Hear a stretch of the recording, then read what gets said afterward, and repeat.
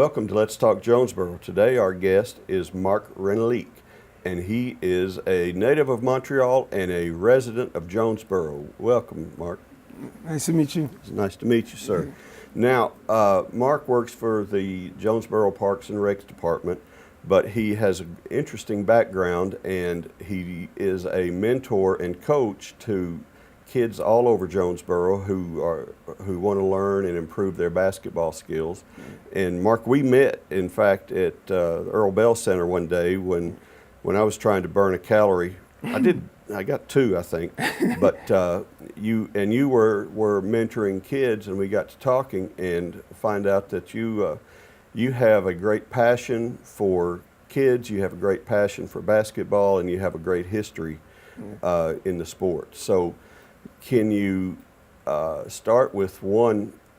We'll catch up with how you got to Jonesboro later, but you tell me about your childhood and how you developed a passion for basketball. My childhood was basically coming from Montreal, Canada, in the neighborhood of Saint-Michel. Grew up falling in love with the game of basketball early, watching Michael Jordan and on TV and stuff like that. So taking it to the parks and working on the same moves and stuff like that. So ever since then, it grew.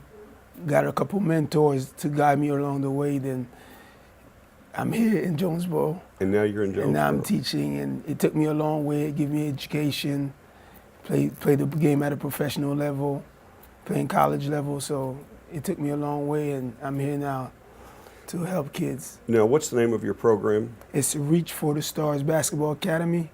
Okay. And we started probably 2000. It's 4 years this year. February is the 4th year. It started organically, word of mouth, and now it's growing, helping a lot of kids in the area from 7 to 17, sometimes a little older, guys that's in college and stuff like that. So it's going well, and hopefully we keep growing. Well, now your background is a college and professional basketball player. Wasn't the NBA? No, but it was. I wanted it to, but but I mean, a lot of kids grow up wanting to Yes. say and believing they're going to play in the NBA. Yes. But you found a way to follow your passion and see the world as well. Yeah. You played. Tell me where. I played in after college. I played in Kuwait, Morocco, and Canada. My home country. Played a couple years in Morocco and 1 year in Kuwait, and Canada 1 year. So after this, the professional basketball is really limited. The lifespan is really short, so you have to kind of find another passion or something else that you could hold on to carry on. So I always had a passion to train kids and stuff like that. I came from that background from people that helped me. So I decided to do that same thing. So put the plan into put the vision into action and made it happen.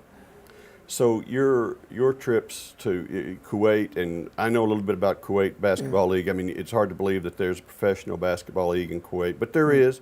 And if the sheikh that runs it doesn't like the way the standings are going, he calls it off and starts the league again. And so Yes, it could, but a lot of countries sometimes it could be dysfunctional a little bit because it's not the same amount of money that's generated like in the NBA and like big time leagues.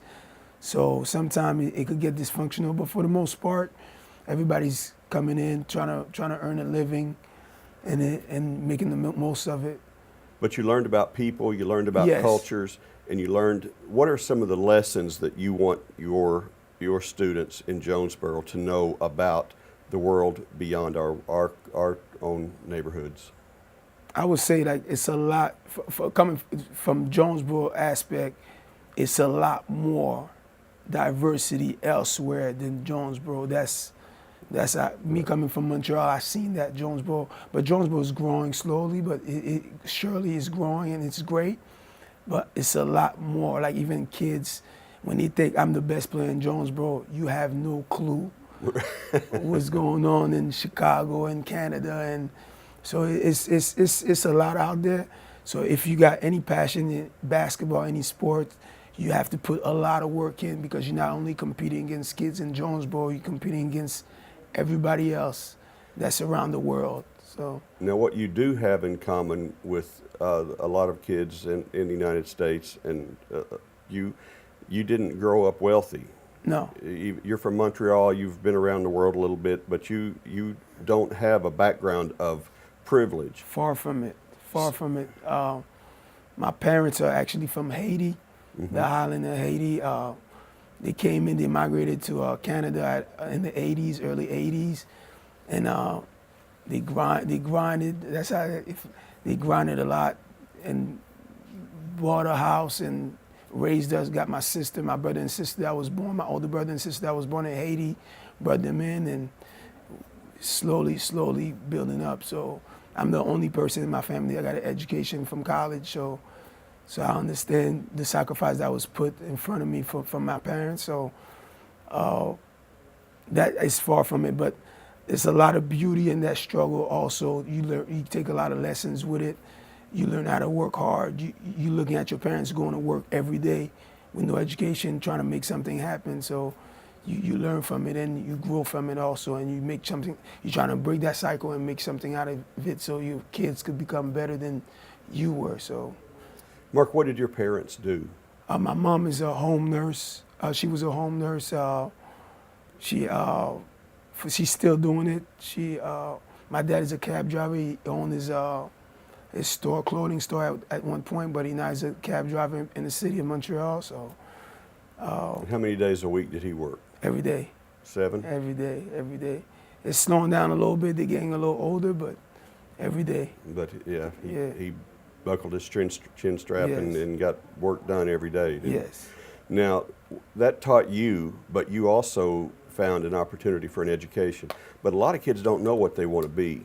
Yes. You know, they don't know. I mean, they're just. How are we supposed to know when we're kids? You know, going through life. Tell me how you experienced it and how it worked for you.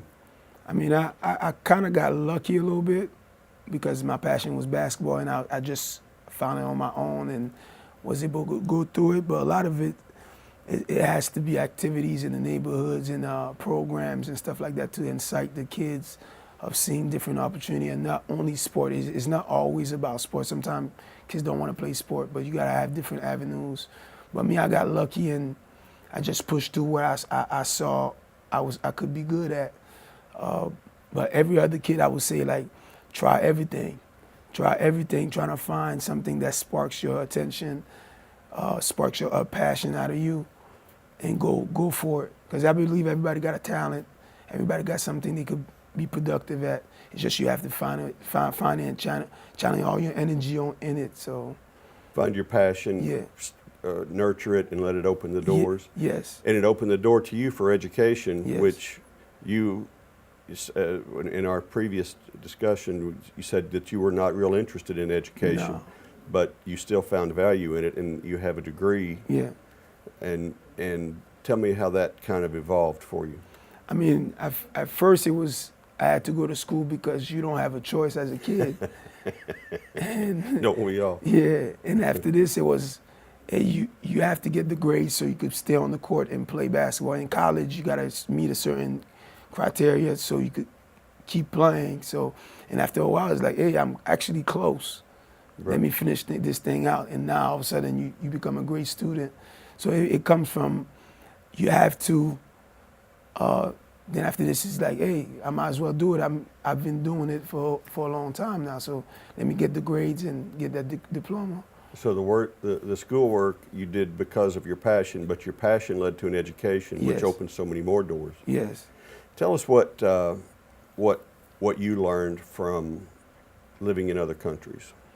Everybody's good people. Like around the world, we all the same. Whether we got different backgrounds, we all got the same principle at the end of the day. It's just we tend to look at it differently, but we just all want good for our kids. We all want good for our families and stuff like that, and we want to provide and be productive in society. So, And now you find yourself in Jonesboro. Yeah. How does that happen? first of all, my wife is from here. We met in school in junior college. Then after this, when I went overseas and I was going to school, she was here doing her part, and she worked for A-State. And after this, I ended up coming back here because she was already established. And after this is transition that you have to make after basketball. So she was already established. I came in and kind of started my program. You work with kids and you teach basketball Yeah. skills, essentials, dribbling, proper form, Yeah. and defense and that sort of things. But what do you try to teach them about things that are a little bit bigger than basketball? Hard work a lot. Belief in yourself, patience. Do you think that's lacking, the patience, or any part of that? Do you think that's generally hard to get across to kids? Yes, because of now you could just grab your phone and you see a kid that's like just the same age as you, and he's like 10 times better than you from your perspective, but you don't have a clue what that kid has been doing for the last 2-3 years. Right. So a lot of the social media era now is like back then, you couldn't go to the internet. Like when I was growing up, you couldn't go to the internet and see, oh, this kid is, you just go to the park and work on your game. You might see a kid around you, but you saw him. It's not. Do you think that's inspirational, or is it demoralizing? It's more demoralizing because it's unrealistic. Because you compare your life to everybody else. But so you tell them don't compare no, what it's your you progress. got your own progress. But the one thing that it should do, social media, one thing it should do, it should make you go to work even more, because actually now you see it. So it's a tool to see it, but you shouldn't put pressure on yourself trying to be it.